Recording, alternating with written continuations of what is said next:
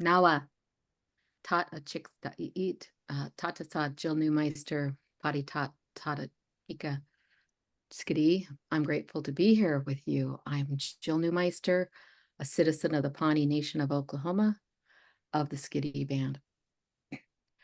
Behind me is Atia's Tadaha, Father Buffalo. I was born and raised in Western Washington on the traditional homelands of the Puyallup. Today, I'm speaking from you from the traditional lands of the Karankawa people in the area known as the Gulf Coast of Texas.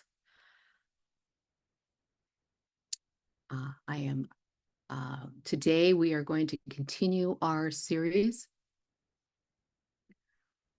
During this session, we'll continue our series of branding and branded marketing. This is the branding part 2 of our afternoon session. So during this session, last session, we covered a lot of overview of what branding is, a little bit about the process of going from branding to marketing and the differences between the two. So what we're going to do in this session, we're going to get a little more detail, go deeper into brand positioning and the strategy, the steps you take to develop your brand positioning. We talked earlier in the earlier session, the overview session, how brand positioning and branding is different than brand strategy and market analysis, that those things are done when you're developing your business or developing a new product, or perhaps moving into new marketplaces. But this process looks a lot like that, but it is always recommended to do that work first and then bring the information that you glean from those SWOT analysis, those competitive market analysis, and bring that information into a branding process, specifically this phase where we're determining what your brand positioning is. So brand positioning, what is it?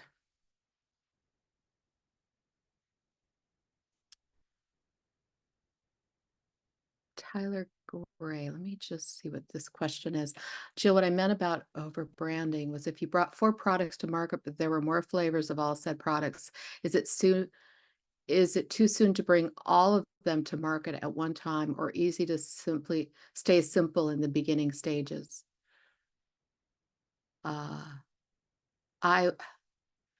It's absolutely doable to bring all 4 products to market at the same time. That's a bigger, so yeah, there should be a strategy. One big splash might be great, and seeing all of them together might give you a holistic picture of your brand. On the other hand, if you bring one and make a big splash with one, the other ones can give you that publicity bump, and you can turn it into a whole campaign by introducing them. So it's really strategic, a plan. All right, let's talk about, let's see, going back to brand positioning. So that, again, that's a strategic plan, and you'll be able to answer these questions when you develop your brand positioning and really know what that is. The strategy you use absolutely can tie into your brand positioning of how you roll out those products. So brand positioning.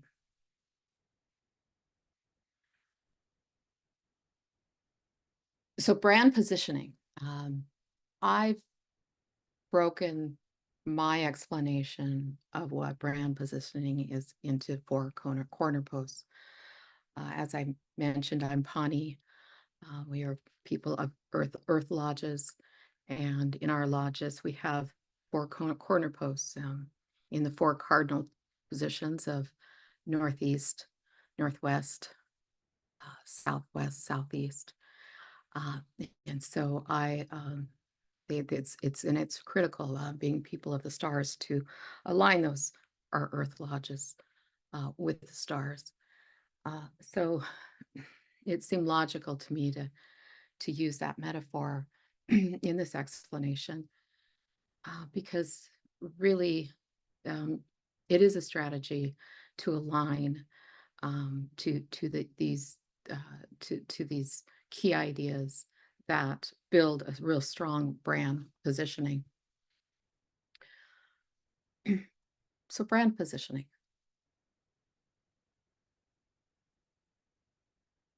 Brand positioning is actually the space inside, the space inside your target audience's head, right? It's that place in their head that your brand takes up. It's their knowledge of you and all the things that has been associated with your brand.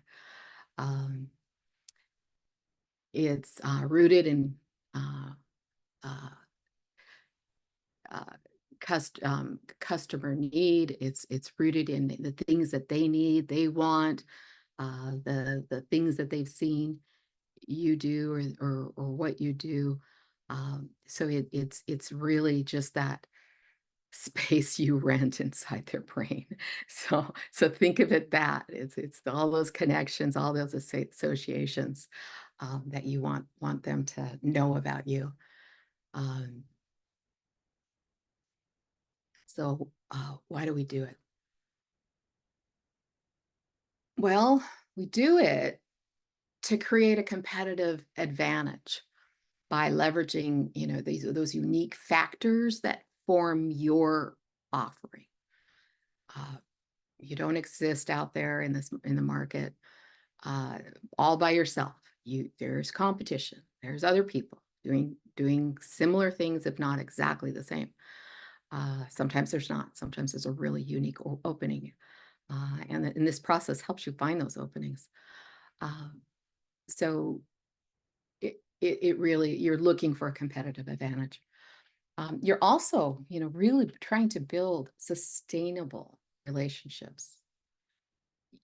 You want to connect and build bridges and relationships and connections, and so that your audience has a bigger idea of who you are, or they remember, and it's stuck in their head that, oh yeah, these guys do this amazing thing, and I love them. And so you're you want to get that competitive advantage so that they know that you are the one for them.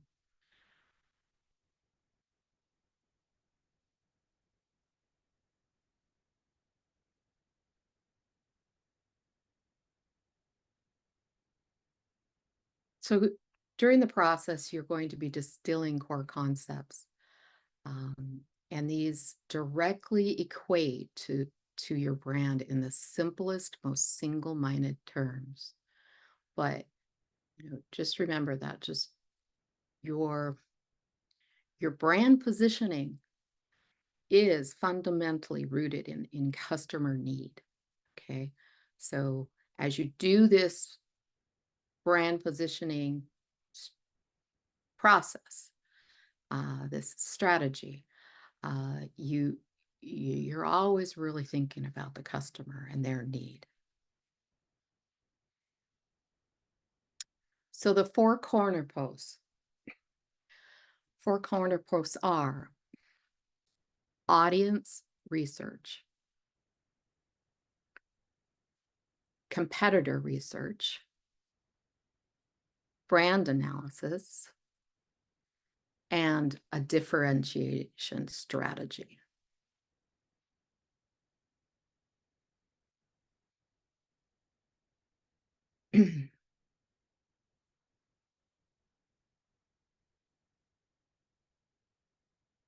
So like I said, talk to you about how brand positioning is that space in the brain, back in the 60s, and Al Reese and Jack Trout actually coined that term. They said in their book that the positioning is a battle for your mind. Um, it's a position in the mind of the audience that you're battling for. Yeah, battling, whatever term you want to do, use.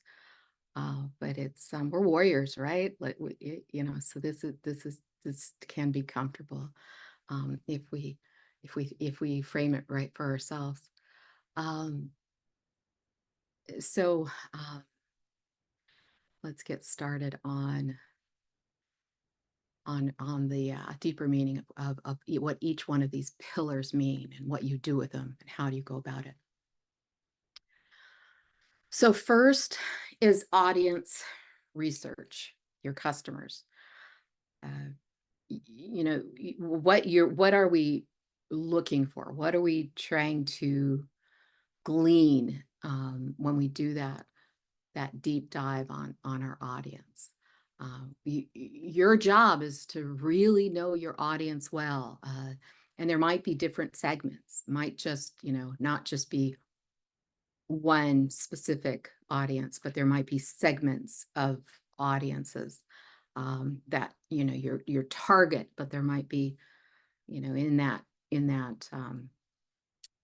galaxy of of audience, there might be different circles of audiences that are also certain possible customers. So you really want to map and understand what them. So you're going to go beyond just demographics. You want to understand their emotions, their fears, their desires. In consuming your brand or consuming or using your product, you want to understand you want to understand what their goals are for buying the product. Why do they buy it? Why do they use it? What obstacles do they have when using this product or making a decision about your product? Anything you can possibly think, any type of strengths and weaknesses about their usage of using your product. Obstacles might be they can't, how do they find it? An obstacle might be they really want it, but gosh, it would be better if they could get a smaller size. I mean, there's all kinds of ways, all kinds of things to think about of what their goals are in choosing your product.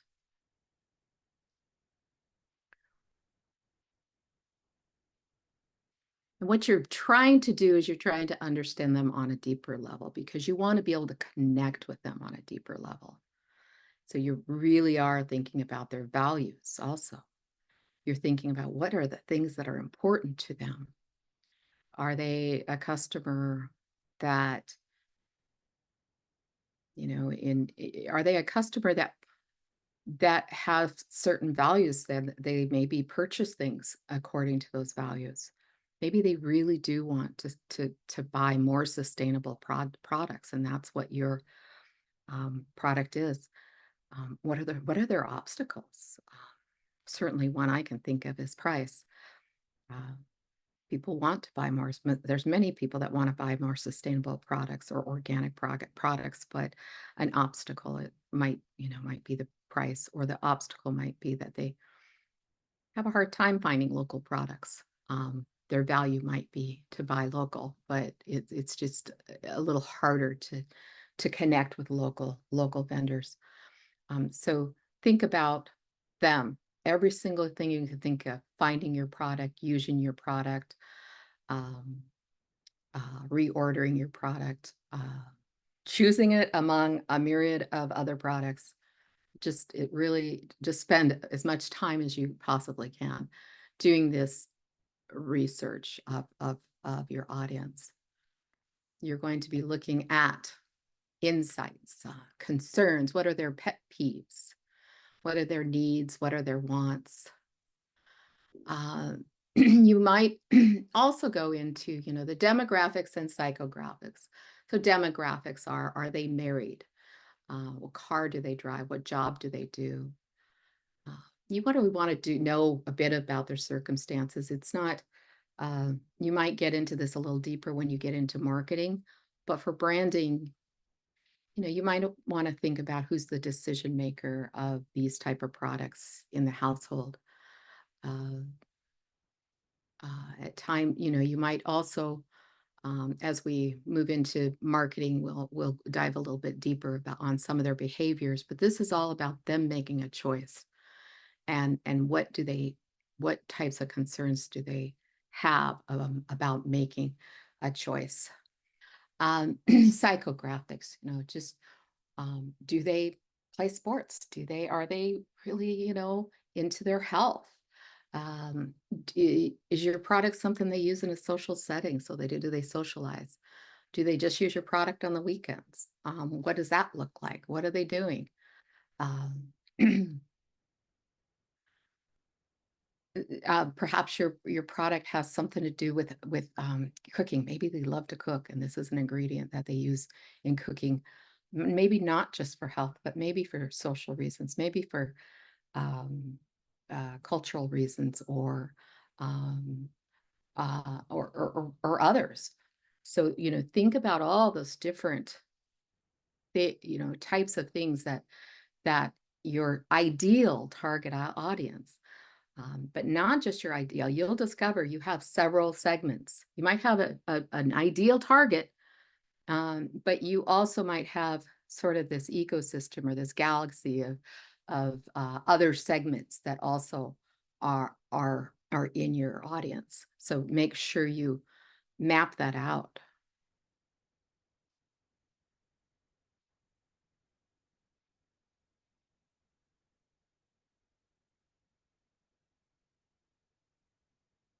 So, yep, you're focusing on their objectives. What are they trying to achieve by buying your product? And what type of obstacles they run into.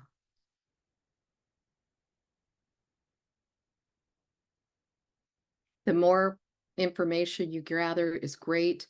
Some of the very basic stuff is what we use for the brand positioning. Some of the more a little bit more detail comes in later as we do kind of a marketing analysis for marketing purposes. But the more you get here, of course, you've already done a competitor research during your market analysis, during your business planning. So you already have a really good idea here.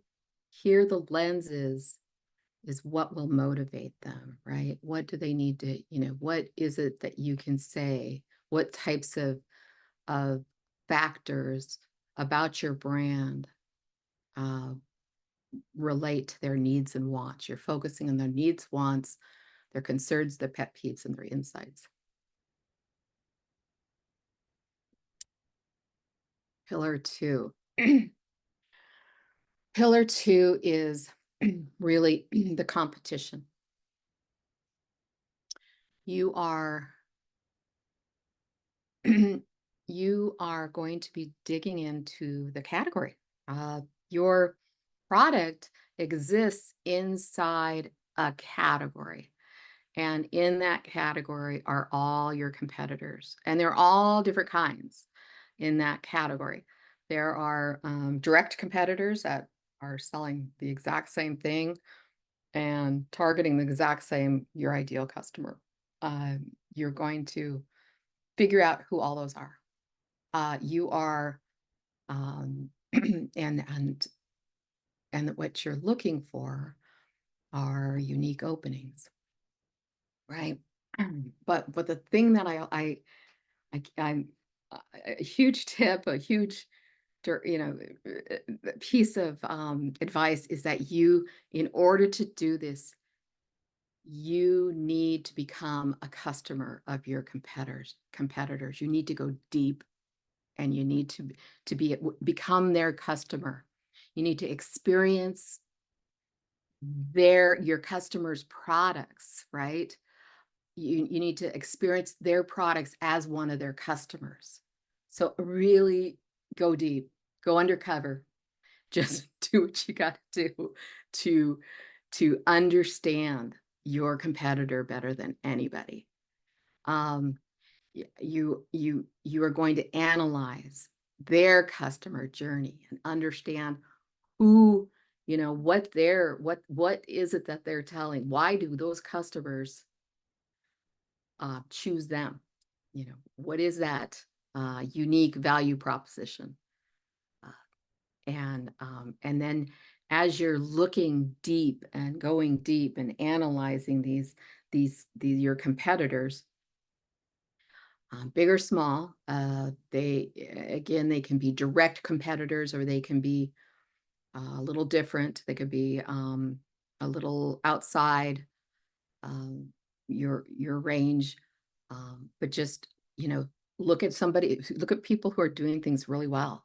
Take it apart, reverse engineer it, see what they're doing to attract competitors, but also what they say about themselves, how they show up, what are the claims they're making, and what resonates.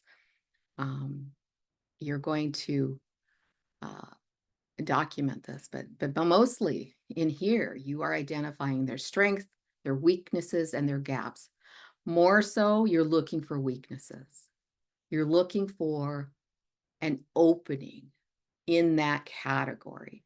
And truly, that is why you're in business. That is why you chose to create these products, is that you knew there was a need for it. You knew someplace in that marketplace there was a need for it. There was an opening, there was a gap.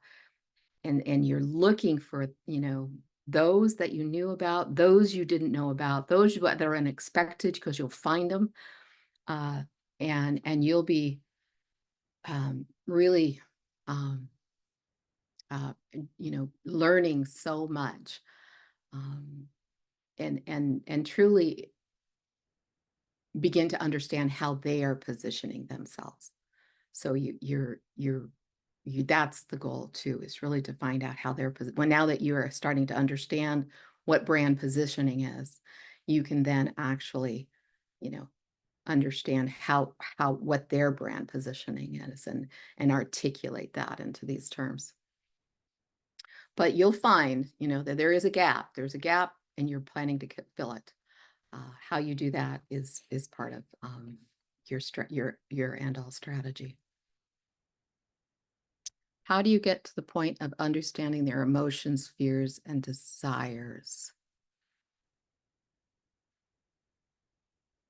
Well, you're going to have to glean a lot. You are in this business to, be an expert on this, and you have to really lean into your own gut, right?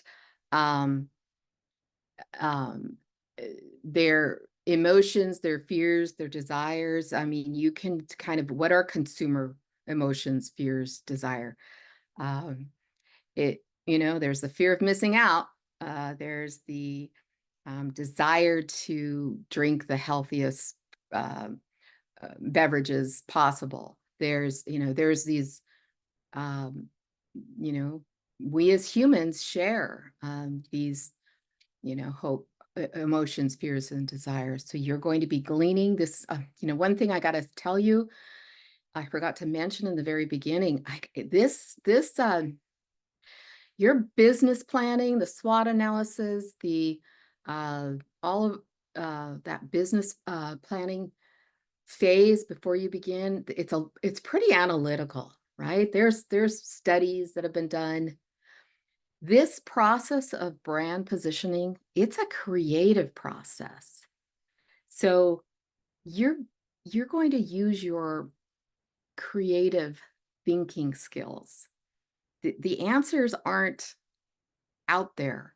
You have to glean them, and you have to be creative in thinking about what they are.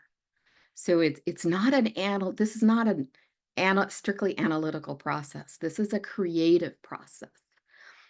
So Just you're going to have to, turn on your creative problem solving skills and make connections where other people can't make those connections. And that's what creativity is, right?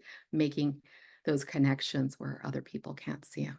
So you really do need to kind of be in put yourself in a place of creative thinking throughout this whole process. So thank you for asking that question, because I forgot to really mention that to all of you.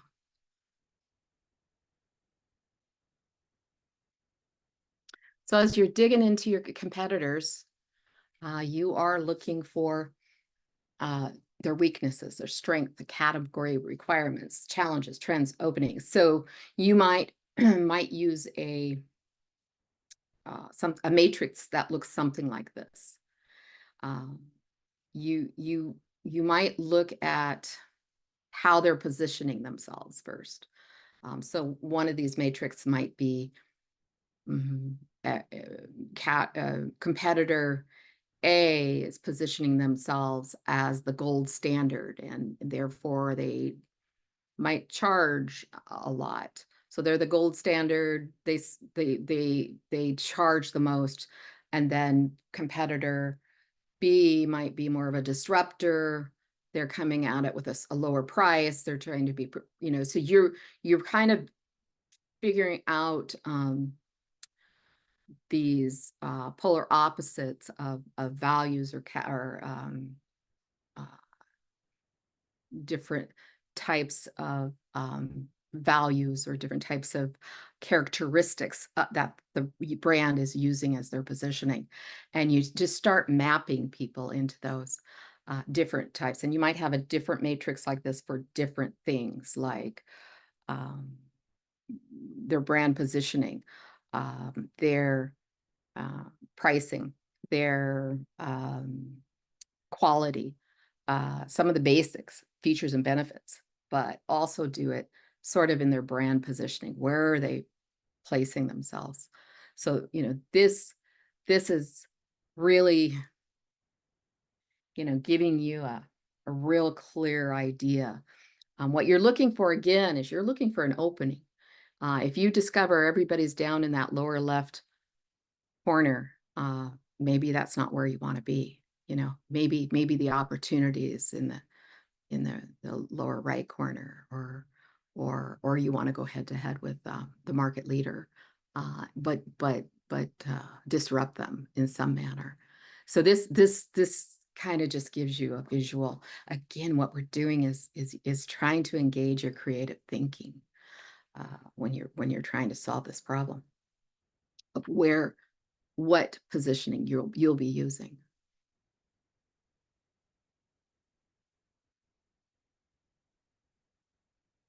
Now, the third pillar, or the third corner post, is your brand.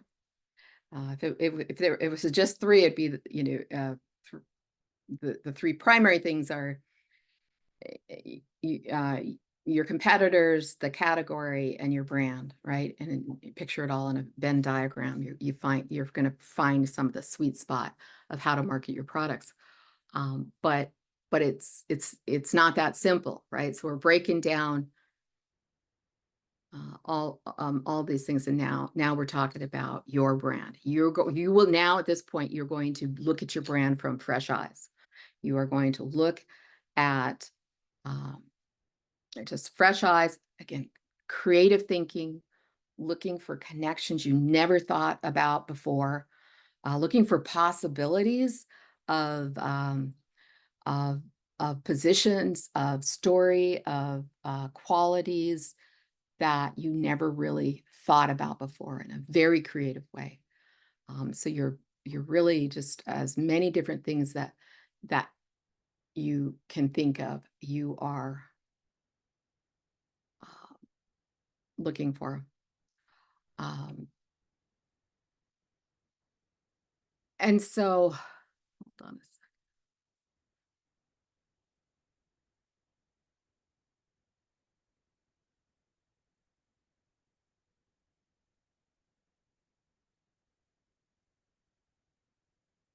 Sorry, I got out of order here. Um, so your fourth strategy or your fourth leg of the corner post is the strategy. You've analyzed your competitors. You analyzed uh, your your customers. You've looked for those unique openings. You've looked at your customers and their wants, their needs. You've analyzed your product with fresh eyes and thought about uh, while thinking about your competitors, while thinking about your the category, your competitors, and you're thinking about your customer. You're trying to find a unique position, and that is your differentiating strategy.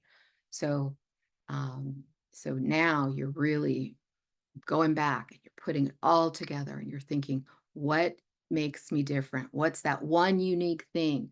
What are those several things that make me different? Make this product unique.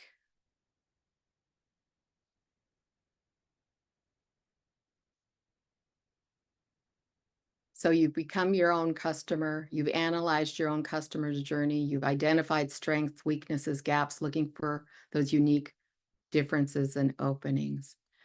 You're analyzed the strengths, weaknesses, barriers, experiences, what resonates, what resonates. And ultimately, what you're looking for is a unique position. So you're going to leverage your audience and competitor. You're going to focus on what makes you a better choice. That's how you're going to develop a truly unique position.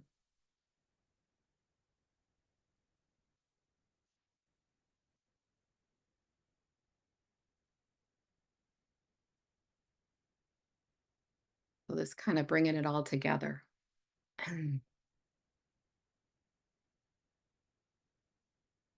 So somewhere between your audience and your competitors, you're going to analyze the needs and wants of the audience and figure out what are those needs and wants that my competitors aren't providing. And you're going to find unique things. You're going to find off the wall things. You might find absolutely something you never thought of that somehow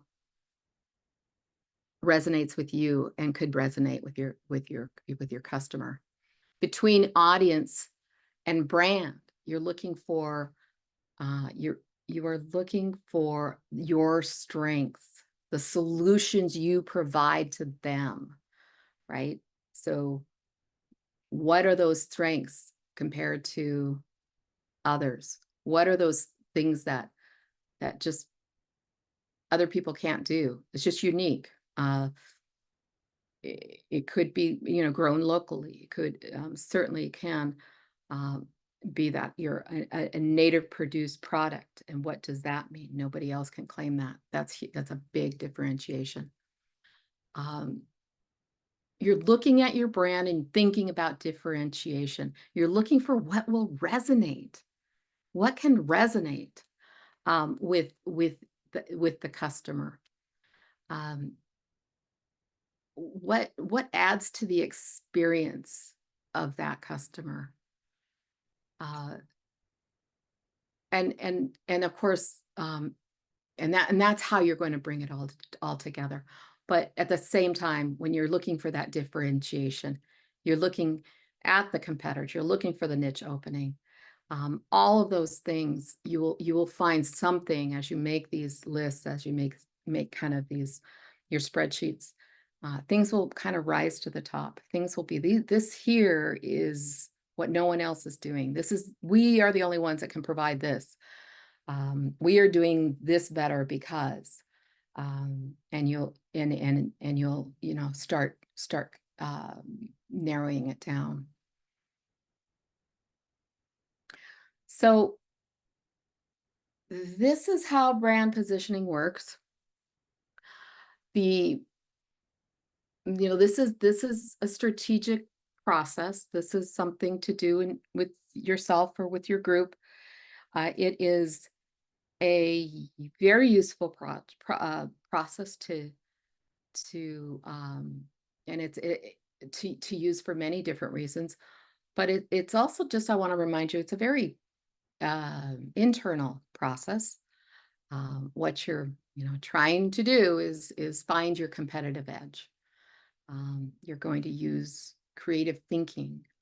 You're going to use your imagination at times to to to come to this place, and the goal, as you do this, you're gathering data and you're trying to narrow things down, at times, at different places in the process. I call it brand distilling. uh, but ultimately what you will produce at the end of this project is you will produce something called a brand position statement, brand positioning statement. Uh, what what that, and again, that right there is, again, an internal document. This is not your mission statement. This is an document about your strategy of positioning, how you're positioned, and why the opportunities that out there, and which clients you are targeting. Later, I think, in Thursday's program, we'll go through some examples of brand positioning associations, and show you. I'm going to kind of walk you through quite a few different ideas of brand positioning. So hopefully between now and then, you'll start maybe thinking a little bit about your own brand positioning. Start kind of, playing around with that idea of, maybe jot a few things down in those different areas um, of who your target audience is, your clients, your customers, your ideal customers, who your competitors are that you really want to go do a deep dive on. And that category, just that category, the competitors, where are the openings? And yeah, you've been doing it, but maybe for a while, but take a fresh look at it again. Things change, markets change. We just went through COVID. Things just, sometimes turn upside down, and there's new openings all the time. So, this is a great evaluation. And then just take another real fresh look at your own product and think about where you've come, where you are, where you're going, and how, what and and another piece to that, when you're looking at yourself and your products, is look at the barriers, right? What are some of the barriers you have to overcome? Maybe you just can't price yourself cheaper than other people, and that's just the way it is. Or you want a premium product, or you just don't have the budget for huge marketing campaigns. Those, write those down, because those are your barriers, and just define those. And then there's some things that you have to overcome with your messaging, um, and uh, and you have to consider those too. So anything that are your negatives and your barriers, include those in your work. But ultimately, what we're looking for is a unique your unique value proposition. So you're going to be defining your brand's unique value proposition. You'll articulate how your brand is different from the competition, and you'll use your positioning statement to guide all of your decision making, when it comes to your branding messaging, all those other things that we talked about earlier today, about how we go from branding, all those different parts and pieces that have to be built out in order to have a real great brand platform to then market to the world. Um, so yeah, basically you're doing this, the goal is to cut through all that noise, find something that resonates, authentically, um, to your customers. And just, as you think about this process and dive into what this process means, and really put it to paper, uh, keep in mind that this process is not something that's one and done. There's all sorts of reasons why why you would use this. Oh, I misspelled positioning. There's all sorts of reasons why you would use this process. All right. So, positioning new products, you would use this process. Repositioning existing products and brands. There's oftentimes to do that, especially when you see a new different type of market or the market's changed. There might be a reason for you to reposition. Certainly, if you are really doing a great job already, but you want to add more texture and depth to your existing brand stories, this this process is really useful to that. So, um, again, we talked about earlier a little bit about pressure testing your existing positions. So, how do you know if you're using the right position or not? Well, use this process and distill it down and see if your brand position is still as strong as what you thought it was, or is there gaps? Uh, if you're developing new product concepts, absolutely, just do the same thing. You would be looking at it differently. A specific product is a little more specific than a brand line. It could be a completely, really different segment you're entering. So it's probably different customers, and you probably have different competition. So you want to do the same thing. Uh, when we develop, have developed with larger producers of products. Often when there is a branding for the company itself has branding, and then each product line has their own set of branding. Um, it may or may not have different names, but there's a brand position statement or something that goes with, yeah, either each product or each product line. And sometimes that involves a little bit of brand name or brand subnames. So, this helps you kind of figure out if you need to do that or not. Yeah, and this also helps you develop your messaging strategies, which we'll talk about tomorrow on Thursday. It also helps you, yeah, you might even do this and find whole new applications for existing products. So this might be a great way to think about um, our products being used this way, but maybe there's a different application, or maybe there's a completely different market or a different usage for it. Along with a SWOT analysis, you might identify, a new place to grow. When you do this, you might realize, wow, I think there's a real need for a wholesale version of this, and that's when you might realize, I think this would be great in Latin America products or uh, markets. And certainly this is a good exercise for an organization's marketing and branding teams. So it would be a good way for them to kind of go through this and then tie it together and build out that messaging. Uh,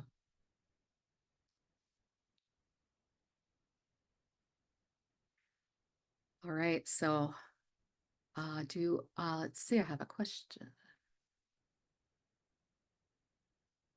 Do you have tools to help facilitate these conversations related to brand positioning? Um, I do have some tools I use. I have something called a brand distiller that's a very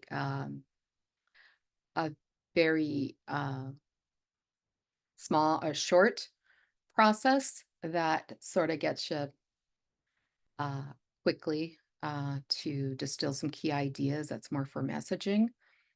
So that really is something I can share. I do have some tools.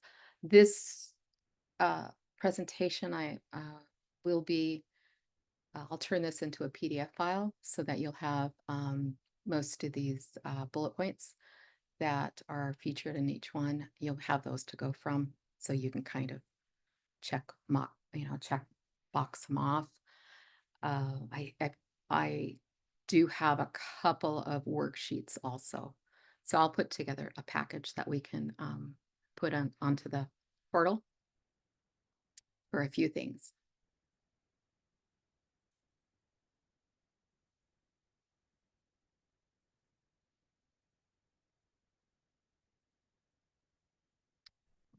Any more questions? That brings us to the end of our branding presentation. On Thursday, what we're going to be doing is now taking what we've learned about branding and walking it into the marketing process, uh, kind of the steps of how to get there. And we'll also still talk a lot about brand positioning because we really haven't, done enough, right? I think what I want to do is give you some examples of brand positioning associations or ideas so that you can maybe recognize your own brand in a few of these. So I want, just hopefully you'll kind of be thinking about your own brand or seeing, looking at some other brands and kind of thinking about, their positioning. But I think by giving you just at least naming some of the different types of brand positionings will kind of make it clearer. Uh, and my point really is to make it so that you can kind of look at your own product and start going, oh, that would work for me. Maybe I can do that. Or, oh, they're using that kind of brand positioning. It works for them in this way. And so that you can kind of start maybe drawing the line to your own brand positioning. And just a final note, and I'll say this a lot on Thursday a bit, but um, when we talk about brand positioning and this brand positioning statement, this directly ties to what a lot of people call brand story. And even though brand story is really important, I don't lead with that. I lead with brand positioning. And because when done well, and when you really understand what your brand positioning is, and how authentic it can be, and how it can bring out all those really great characteristics and all those wonderful, really those stories that make up your brand, it naturally leads to brand story. So I tend to not make brand story being a huge thing. It really comes out naturally from this type of work. So there we go. So any questions? We're ready to wrap this up if there aren't any. Feel free to type your questions in the chat if you have any, or ask them out loud, whatever you prefer. If there aren't any questions, we'll give it a few minutes. But if there aren't any questions, we'll go ahead and wrap it up. Thank you all for your time and for your attention to this. I'm really hoping that this is going to be a value add for each of you and for the people who will view it in the future. So this will be available on IAC's Mighty Networks platform, and you'll be able to watch it there on demand. And so if you feel like you missed something or feel like there's something else that you'd like to go back and hear more of, it will be available. So thank you, everyone. And if there's no questions, we'll leave it at that. I have a quick question. When will it be available? Because I accidentally got the wrong time this morning. I apologize for being late, and I want to go back in and listen to the morning session. Yeah, you're all good. It should be available in a couple of weeks. Okay. So I'll upload it to our comms team and they'll work on getting it published with the description. So we'll make a post or send out an email whenever they're all done so that you will know to go and look at it. So if that works. And if you add it to your calendar, it'll automatically sync to your time zone. I know it's a little difficult because, you know, I'm always like, what time zone do we put this in? Because we all tend to be a little spread out. So I just find it's easiest if I add it to my calendar and then it just adds it to the right time zone because I never know. I'm like, I don't know, Pacific, Mountain Time, Central Time, but I found that that's easy too. So.